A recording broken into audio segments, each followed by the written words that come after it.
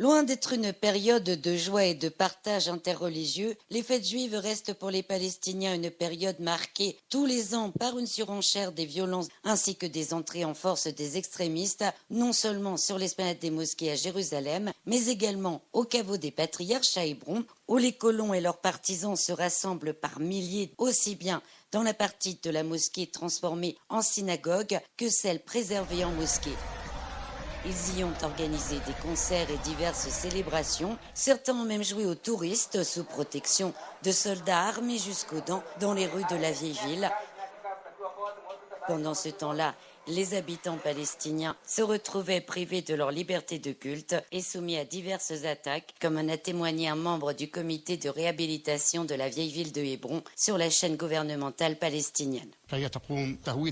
On a une judéisation de la zone via les portes électroniques et les checkpoints qui empêchent les citoyens de passer, notamment les commerçants, et les fidèles ne peuvent pas aller prier à la mosquée d'Ibrahim. Comme dans le reste de la Cisjordanie, les forces d'occupation israéliennes sèment depuis 2 semaines la terreur parmi les habitants vivant dans les quartiers proches du caveau des patriarches, coinçant ici à un checkpoint des femmes et des écolières visées par des bombes sonores, pénétrant là dans un collège et frappant les enseignants tentant de protester, ou jetant des gaz lacrymogènes sur des enfants de 6 à 8 ans à la sortie de l'école.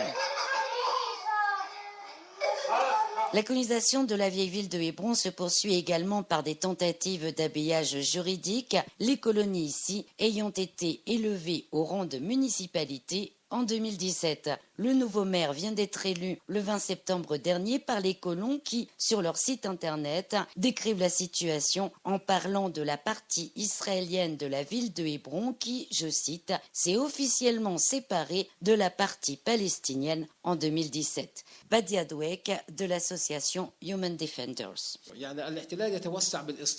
L'occupant étend sa colonisation sur le dos des Palestiniens en prenant leurs magasins, leurs maisons et ils en font des colonies transformées ensuite en quartier juif. C'est en fait une partition de la vieille ville de Hébron en l'isolant du reste de la ville.